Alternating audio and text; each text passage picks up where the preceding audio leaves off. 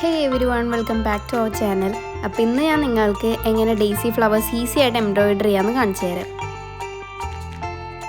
അപ്പോൾ ആദ്യമേ തന്നെ നമ്മൾ എംബ്രോയിഡറി ചെയ്യാൻ പോണ തുണി എംബ്രോയിഡറി ഹൂപ്പിൽ വെച്ച് നല്ല ടൈറ്റ് ആയിട്ട് ഫിക്സ് ചെയ്യണം. തുണി ഒരിക്കലും ലൂസായിട്ട് കിടക്കാൻ പാടില്ല. ലൂസായിട്ട് കിടന്നു കഴിഞ്ഞാൽ അത് നമ്മുടെ എംബ്രോയിഡറിനെ നന്നായിട്ട് ബാധിക്കും. അപ്പോൾ അതുകൊണ്ടിട്ട് തുണി നല്ല ടൈറ്റായിട്ട് ഫിക്സ് ചെയ്യണം. ഈ ഒരു ടെൻഷൻ സ്ക്രൂ യൂസ് ചെയ്തിട്ട് നമ്മുടെ ഹൂപ്പ് ടൈറ്റ് ചെയ്യാനും ലൂസാക്കാനൊക്കെ സാധിക്കും.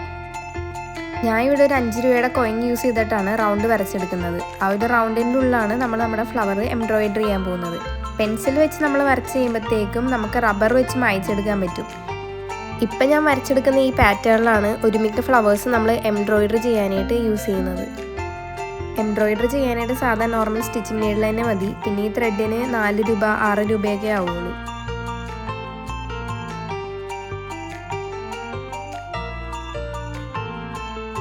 പെറ്റൽസ് സ്റ്റിച്ച് ചെയ്യുമ്പോഴത്തേക്കും തെറ്റിപ്പോകാതിരിക്കാൻ വേണ്ടിയിട്ടാണ് നമ്മൾ ആ 4 വര വരച്ചിരിക്കുന്നത്.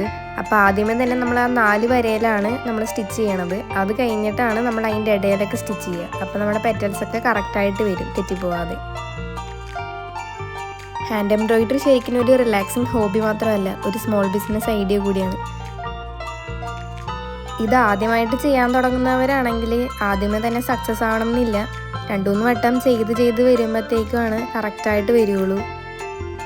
ചെയ്തുകൊണ്ടിരിക്കുമ്പോഴത്തേക്കും തുണി ലൂസായ പോലെ തോന്നിക്കഴിഞ്ഞാൽ അപ്പം തന്നെ വലിച്ച് ടൈറ്റ് ചെയ്യണം. അതല്ലെങ്കിൽ അത് എംബ്രോയിഡറിനെ നന്നായിട്ട് ബാധിക്കും. അതുപോലെ തന്നെ ത്രെഡ് ഫുള്ളായിട്ട് വലിഞ്ഞു വരുന്നുണ്ടോ എന്നും ശ്രദ്ധിക്കണം. ശ്രദ്ധിച്ചില്ലെങ്കിൽ ത്രെഡ് ബാക്ക് സൈഡിൽ കെട്ടുപിടിക്കാനുള്ള ചാൻസും ഉണ്ടാകും. അതുകൊണ്ടിട്ട് അത് ഫുള്ളായിട്ട് വലിച്ചെടുക്കണം. ഞാൻ എംബ്രോയിഡറി ചെയ്യാൻ പഠിച്ചത് പിൻട്രസ്റ്റും യൂട്യൂബൊക്കെ നോക്കിയിട്ടാണ്. പിൻട്രസ്റ്റിലും യൂട്യൂബിലൊക്കെ കുറേ ട്യൂട്ടോറിയൽ വീഡിയോസും പാറ്റേൺസൊക്കെ ഉണ്ടാവും. എൻ്റെ വീഡിയോ മനസ്സിലായില്ലെങ്കിലും വേറെ വീഡിയോ നോക്കിയിട്ടാണെങ്കിലും നിങ്ങൾക്ക് പഠിക്കാം. എംബ്രോയിഡറി നല്ലൊരു അടിപൊളി സ്കില്ലാണ്. ഷോർട്സിൽ ഞാൻ എൻ്റെ ഡ്രസ്സിൽ ചെയ്ത കുറച്ച് എംബ്രോയിഡറി എന്ന് പറഞ്ഞ് കാണിച്ച കൂട്ടത്തിൽ ഒരു ഓറഞ്ച് ബ്ലൗസ് ഇട്ടൊരു ഫോട്ടോ ഉണ്ടായിരുന്നില്ല. അതിൽ ആ ഓറഞ്ച് ബ്ലൗസിലാണ് ഞാൻ ആദ്യമായിട്ട് എംബ്രോയിഡറി ചെയ്തത്. അത് ചെയ്തപ്പോൾ സക്സസ് ആയപ്പോഴാണ് പിന്നീടുള്ള ഡ്രസ്സുകളിലൊക്കെ ഞാൻ ചെയ്തത്. പിന്നീട് ഞാൻ എന്ത് ഡ്രസ്സ് തയ്ച്ചാലും അതിലെന്തെങ്കിലും എൻ്റെ വകക്ക് ഹാൻഡ് എംബ്രോയിഡറിയാ ബീഡ്സ് വർക്കാ എന്തെങ്കിലും ഞാൻ ചെയ്തിട്ടേ ഞാൻ ഇടാറുള്ളൂ. അപ്പം നിങ്ങൾക്ക് അങ്ങനത്തെ എന്തെങ്കിലും വീഡിയോ കാണാൻ താല്പര്യം ഉണ്ടെങ്കിൽ കമൻറ്റ് ചെയ്യുക. സിമ്പിളായിട്ടുള്ള ഹാൻഡ് എംബ്രോയിഡറി, ബീഡ്സ് വർക്ക് ഇതിൻ്റെയൊക്കെ വീഡിയോ നമുക്ക് ചെയ്യാം. അങ്ങനത്തെ വീഡിയോസ് നിങ്ങൾക്ക് കാണാൻ താല്പര്യമുണ്ടോ ഇല്ലേന്നൊന്ന് കമൻറ്റ് ചെയ്ത് പറയുക. പിന്നെ ഈ വീഡിയോ ഇഷ്ടപ്പെട്ടോ ഇല്ലേന്നൊന്നും കമൻറ്റ് ചെയ്ത് പറയുക. ഹാൻഡ് എംബ്രോയിഡറി ശരിക്കും ഭയങ്കര ഒരു ക്ഷമ വേണ്ട പ്രോസസ്സാണ്. അപ്പോൾ ഇത് ചെയ്യാനിരിക്കുമ്പോൾ അത്യാവശ്യം ക്ഷമയൊക്കെ ശേഖരിച്ച് വെച്ചിട്ട് ചെയ്യാനിരിക്കുക. നൂലിങ്ങനെ ട്വിസ്റ്റായൊക്കെ പോയി കഴിഞ്ഞാൽ അത് കറക്റ്റാക്കിയിട്ട് വേണം വീണ്ടും തുന്നാനായിട്ട്. ആദ്യമായിട്ട് എംബ്രോയിഡറി ചെയ്യുന്ന ആൾക്കാരാണെങ്കിൽ ബാക്ക് സൈഡ് ഇടക്കിടക്ക് ചെക്ക് ചെയ്യണം നല്ലതായിരിക്കും. കെട്ട് വീണിട്ടുണ്ടോ ഇല്ലയെന്ന് അറിയാൻ വേണ്ടിയിട്ടാണത്. നൂലെപ്പോഴും കംപ്ലീറ്റ് ആയിട്ട് വലിച്ചെടുത്തിടുന്ന് ഉറപ്പ് വരുത്തിയിട്ട് മാത്രം വീണ്ടും തുന്നാൻ പാടുള്ളൂ. അപ്പോൾ നമ്മൾ പെറ്റൽസ് തുന്നി കഴിഞ്ഞിട്ടുണ്ട്. ഇനി നമുക്ക് നടുക്കായിട്ടൊരു ഫ്രഞ്ച് നോട്ട് ചെയ്യാം. ഫ്രഞ്ച് നോട്ട് ചെയ്യുമ്പോഴത്തേക്കും ഒരു കൈ കൊണ്ട് നൂല് നല്ല ടൈറ്റായിട്ട് വലിച്ചു പിടിച്ചിട്ട് സൂചിയിൽ 3-ഓ അതിൽ കൂടുതലോ വട്ടം ചുറ്റിയിട്ട് നമ്മൾ സൂചി മേളിലേക്ക് കുത്തി എടുത്ത് ആ ഭാഗത്തിന് തൊട്ട് സൈഡിലായിട്ട് കുത്തി താഴത്തേക്ക് വലിച്ചെടുക്കേണ്ടതാണ്.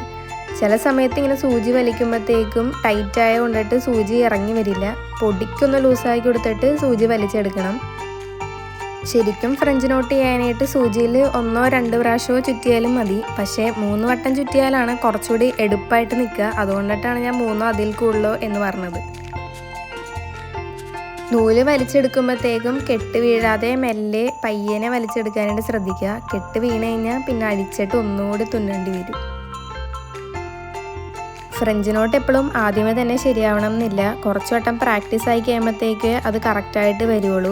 എനിക്ക് തന്നെ ഞാൻ എപ്പോഴും ഡ്രസ്സിൽ എംബ്രോയിഡറി ചെയ്യണ സമയത്ത് ആദ്യമേ തന്നെ ഫ്രഞ്ച് നോട്ട് കറക്റ്റായിട്ട് വരാറില്ല.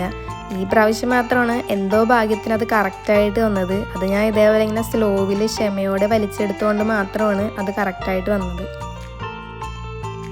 ഫസ്റ്റ് തന്നെ വരില്ല എന്ന് ഞാൻ നെഗറ്റീവായിട്ട് പറഞ്ഞതല്ല. നമ്മൾ ആദ്യം കുറച്ച് ക്ഷമയോടെ സ്ലോയിൽ വലിച്ചെടുത്ത് കഴിഞ്ഞാൽ ഫസ്റ്റ് തന്നെ നമുക്കത് സക്സസ് ആയിട്ട് കിട്ടും. കുറച്ച് ക്ഷമയോടെ വലിച്ചെടുത്ത് കഴിഞ്ഞാൽ നൂലിങ്ങനെ കെട്ടി വീഴാതെയൊക്കെ വലിച്ചെടുത്ത് കഴിഞ്ഞാൽ അത് മൊത്തത്തിൽ പോന്നോളും. അപ്പം നമ്മുടെ ഫ്രഞ്ച് നോട്ട് സക്സസ് ആവും.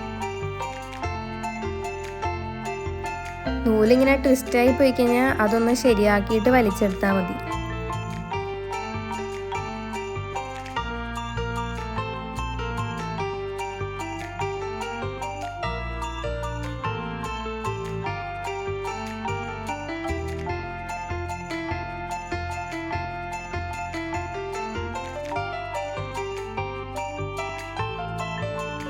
ഇത് ചെയ്ത് കഴിഞ്ഞപ്പോൾ എനിക്ക് യെല്ലോ വെച്ച് ചെയ്യണമെന്ന് തോന്നിയിട്ട് ഞാൻ 2 ഫ്ലവർ കൂടി സ്റ്റിച്ച് ചെയ്തെടുത്തായിരുന്നു. അപ്പോൾ വീഡിയോ ഇഷ്ടപ്പെട്ട് കഴിഞ്ഞാൽ എങ്ങനെയുണ്ടെന്നൊന്ന് അഭിപ്രായം പറയുക. ഞാൻ ഹാൻഡ് എംബ്രോയ്ഡറിയിൽ വലിയ പ്രോയൊന്നുമല്ല, പക്ഷേ എനിക്കറിയാവുന്ന കാര്യങ്ങളാണ് ഞാൻ നിങ്ങൾക്ക് പറഞ്ഞു തന്നത്. ഈ വീഡിയോ ഇഷ്ടപ്പെട്ട് കഴിഞ്ഞാൽ അടുത്ത് നമുക്ക് ഈ ബുള്ളിയൻ റോസ് ചെയ്യണ വീഡിയോ ചെയ്യാം. അതിൻ്റെ ഒപ്പം തന്നെ ഈ 2 ടൈപ്പ് ഓഫ് ലീഫ് ചെയ്യണ വീഡിയോയും നമുക്ക് ചെയ്യാം. അപ്പോൾ വീഡിയോ ഇഷ്ടപ്പെട്ടാൽ കമൻറ്റ് ചെയ്യാനും സബ്സ്ക്രൈബ് ചെയ്യാനും ഷെയർ ചെയ്യാനും മറക്കണ്ട.